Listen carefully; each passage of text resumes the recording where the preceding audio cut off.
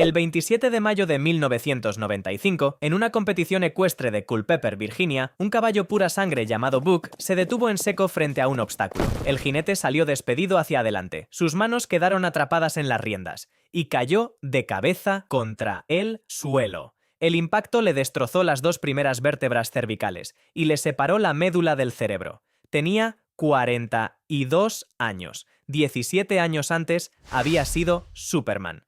Christopher Reeve había interpretado al personaje 4 veces a lo largo de 9 años. La primera película, estrenada en 1978, recaudó $300 millones en todo el mundo y lo convirtió en uno de los rostros más reconocibles del planeta. Las secuelas fueron empeorando. La tercera se convirtió en comedia. La cuarta tuvo un presupuesto tan bajo que los efectos especiales parecían inacabados. A finales de los 80 la franquicia estaba muerta y Reeve buscaba carrera fuera de la capa. Teatro, dirección, papeles pequeños que casi nadie vio. Después llegó aquella mañana en Virginia. La caída lo dejó paralizado del cuello para abajo, incapaz de respirar sin un ventilador. No podía mover los brazos ni las piernas, no podía incorporarse. Hablaba solo cuando la máquina le metía aire en los pulmones. En las semanas posteriores al accidente le dijo a su mujer Dana que quería morir. Ella le contestó que seguía siendo él y que lo seguía queriendo. Cambió de opinión. Durante los 9 años siguientes, se convirtió en el rostro más visible de la investigación sobre lesiones medulares. Fundó la Christopher Reeve Foundation, presionó al Congreso para financiar investigación con células madre, dirigió una película desde su silla de ruedas. Apareció en la Super Bowl. Nunca volvió a caminar. Los tratamientos experimentales que defendió, estimulación eléctrica, terapias regenerativas, mostraron mejorías mínimas en algunos pacientes. Ninguno se acercó a una cura en su tiempo. El 10 de octubre de 2004 entró en parada cardíaca por una úlcera por presión infectada. Tenía 52 años. Al hombre que había hecho creer al mundo que un ser humano podía volar, lo mató una llaga en la espalda. 36 años antes de aquella muerte, otro Superman había caído en su propia casa, y la investigación de la policía duró 8 días. George Reeves no quería el papel. En 1951, cuando se lo ofrecieron, tenía 37 años, y una carrera real a sus espaldas. Un pequeño papel en Lo que el viento se llevó, una serie de películas de guerra, trabajo estable. A comienzos de los 50, las ofertas se habían agotado, y lo único que tenía sobre la mesa era un programa de televisión infantil sobre un hombre con capa. Dijo que sí porque necesitaba dinero. Las aventuras de Superman lo hicieron famoso de la peor manera posible. Los niños lo adoraban, los adultos no podían quitarle el traje de la cabeza. Cuando apareció en De aquí a la eternidad, una de las grandes películas de 1953, junto a Burt Lancaster y Frank Sinatra, un pase previo de prueba reaccionó con risas. Alguien gritó desde la sala que ahí estaba Superman. Sus escenas fueron recortadas. Fue el último papel importante que tuvo en cine. Durante los 8 años siguientes, una mujer llamada Toni Mannix le pagó la vida. Era la esposa de hecho de Eddie Mannix, vicepresidente de la Metro-Goldwyn-Mayer y el solucionador más conectado del estudio. Un hombre con vínculos documentados con el crimen organizado. Toni le compró a George una casa en Benedict Canyon Drive. Le compró un coche. Eddie lo sabía y no le importaba. George vivía en una casa que no era suya, mantenido por gente a la que no podía permitirse cruzar. En 1958, conoció en una habitación de hotel de Nueva York a una socialité llamada Leonor Lemon. Ella no salió de aquella habitación en 2 semanas. George volvió a Los Ángeles, cortó con Toni y metió a Leonor en la casa que Toni había pagado. El teléfono empezó a sonar 20 veces al día. Alguien intentó sacarlo de la carretera con su propio coche. Presentó una denuncia formal ante la policía y la fiscalía, nombrando directamente a Toni Mannix. 3 días antes de su boda con Leonor, en la noche del 16 de junio de 1959, 4 invitados ebrios estaban sentados en el salón de la casa de Benedict Canyon. George había subido al dormitorio tras una discusión. Leonor Lemon, sentada con calma, le anunció al resto del grupo que George iba a pegarse un tiro. Nadie se movió. Añadió que estaba sacando ya la pistola del cajón. Arriba se oyó un cajón abrirse. Dijo entonces que iban a oír el disparo. Sonó el disparo. La policía encontró a George Reeves desnudo sobre la cama, con una herida de bala en la sien derecha. La pistola estaba en el suelo, entre sus piernas. No tenía huellas. El casquillo estaba debajo del cuerpo, no donde habría caído tras un disparo autoinfligido. Había 2 impactos de bala adicionales en el suelo del dormitorio que ninguno de los testigos dijo haber oído. La investigación duró 8 días. La conclusión oficial fue suicidio. Años después, un publicista de Hollywood llamado Ed Losey declaró que había sostenido la mano de Toni Mannix en su lecho de muerte cuando ésta confesó a un sacerdote que ella y Eddie habían ordenado el asesinato. El sacerdote, según Lotzi, se volvió hacia él y le advirtió que no podía repetir aquello en ningún sitio o pondría en peligro su vida. Ningún documento ha confirmado nunca esa confesión. George Reeves tenía 45 años. Antes de George Reeves, antes incluso de Christopher Reeve, hubo un primer Superman al que el estudio borró del cine a propósito. En 1948, un actor con formación en Broadway llamado Kirk Alyn se convirtió en la primera persona en interpretar a Superman en pantalla. Columbia Pictures había hecho audiciones a más de 100 actores antes de encontrarlo. En la prueba de casting, el productor Sam Katzman le pidió que se quitara la camisa. Después, los pantalones. Alyn se detuvo. Comentó que pensaba que aquello solo se les hacía a las actrices. Le explicaron que necesitaban ver cómo le quedaban las mallas. Medía 1,88 m, pesaba 88 kilos y era capaz de tirarse a través de una ventana. Le dieron el papel. El serial fue un éxito. 15 episodios primero, otros 15 después, en una secuela titulada Atom Man vs. Superman. Juntos se convirtieron en dos de los seriales más populares que produjo Columbia. Cuando aparecieron los créditos, el nombre de Kirk Alyn no estaba en ninguna parte, ni una sola vez, en ninguna de las dos películas. La estrategia promocional del estudio era contarle al público que ningún actor podía resultar lo bastante convincente como para interpretar a Superman. Así que habían reclutado al verdadero Superman para que se interpretara a sí mismo.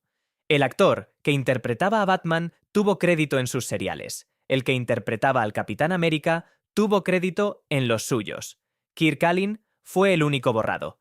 Cuando los seriales terminaron, en 1951, volvió al estudio a buscar trabajo. Max Arnow, jefe de casting de Columbia, le dijo a la cara que nadie iba a creerlo en otro papel. No podía caminar 2 manzanas sin que alguien le tocara el claxon y le gritara «Hola, Superman». Y nada de aquel reconocimiento le tradujo una sola oferta. Columbia le ofreció el papel de Superman para televisión. Lo rechazó con asco. El papel fue a parar a George Reeves. Hizo teatro en Nueva York, rodó anuncios en California, terminó mudándose a Arizona. Él mismo lo dijo. Superman había arruinado su carrera de actor, y llevaba muchos años amargado por todo aquello.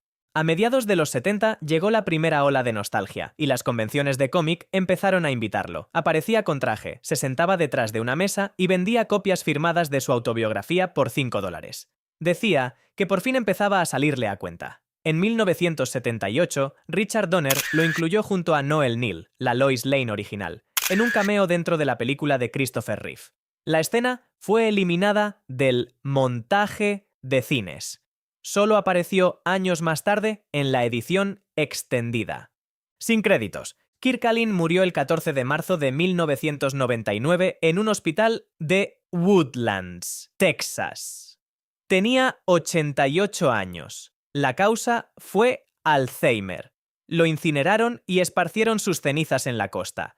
Si a Kirk Alyn lo borraron del cine, a Lee Quigley nadie lo borró, porque nadie supo nunca que estaba allí. Tenía 7 meses. En marzo de 1977 lo llevaron a los estudios Shepperton, en Inglaterra. Lo pusieron en brazos de Marlon Brando, que interpretaba a Jor-El, el padre de Superman. Susannah York estaba a su lado, como Lara, la madre. Richard Donner gritó «Acción». El bebé no lloró.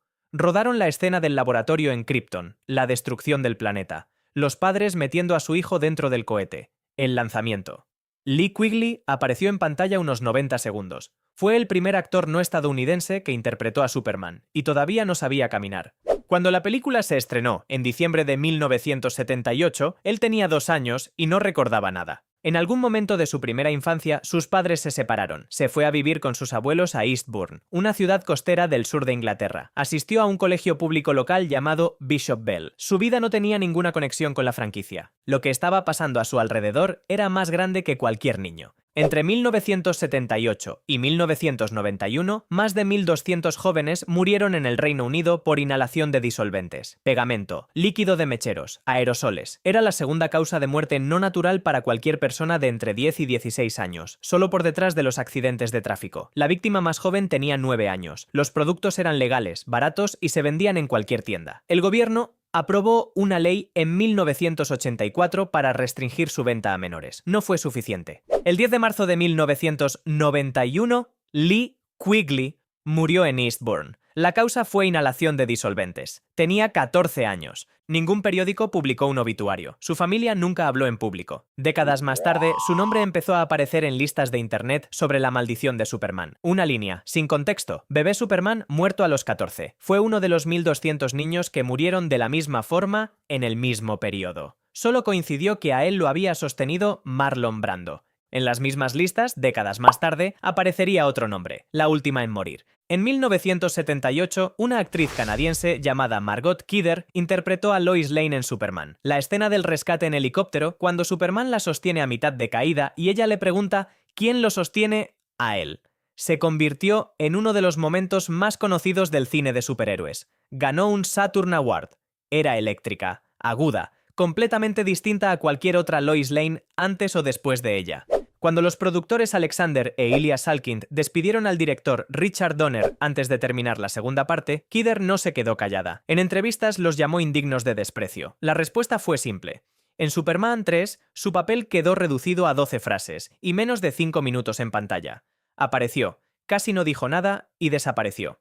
En 1990, rodando en Vancouver, sufrió un accidente de coche que la dejó temporalmente sin poder caminar. La factura médica fue de $600.000. No tenía seguro. Durante sus años de mayores ingresos, los episodios maníacos no diagnosticados se habían comido casi todo su dinero. Regalos millonarios, viajes a París, compras que después no recordaba haber hecho, no quedaba nada. Se declaró en bancarrota y se mudó a un apartamento de un dormitorio. 6 años más tarde, el 21 de abril de 1996, un equipo de televisión que esperaba en el aeropuerto de Los Ángeles vio a una mujer agarrando del brazo a uno de los reporteros. Estaba asustada, llevaba días sin dormir, apenas hablaba con coherencia. Caminó hasta un cajero automático para sacar dinero para un taxi. Se convenció de que el cajero iba a explotar y echó a correr. Durante los 4 días siguientes durmió en jardines traseros de desconocidos por toda la ciudad. Se cortó el pelo ella misma con una cuchilla para que no la reconocieran. Pasó una noche en una caja de cartón con un hombre sin techo, llamado Charlie, del que más tarde dijo que le había salvado la vida. El 23 de abril, la policía la encontró entre los matorrales de un jardín en Glendale, sucia, magullada, con ropa prestada. La llevaron a una unidad psiquiátrica. Fue la crisis de salud mental más cubierta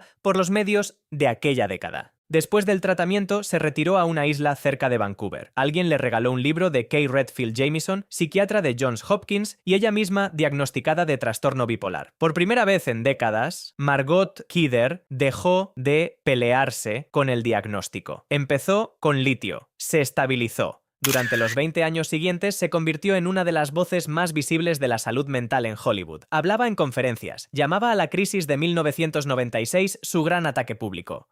Convirtió el peor momento de su vida en algo útil. El 13 de mayo de 2018 tenía firma de autógrafos programada en la Motor City Comic Con, en Michigan. En lugar de aparecer, una amiga fue a su casa en Livingston, Montana, y la encontró muerta. Su manager le dijo a la prensa que había fallecido apaciblemente mientras dormía. 3 meses más tarde, el forense dictaminó otra cosa, sobredosis intencional de drogas y alcohol. Su hija Maggie declaró que supo que era un suicidio en el momento en que entró en la casa. Es un gran alivio, le dijo a la prensa. La verdad ya ha salido. Margot Kidder tenía 69 años. 70 años separan al primer Superman del último. Ninguno murió volando. Si has llegado hasta aquí, suscríbete. En Sin Retorno, ninguna historia termina como parecía.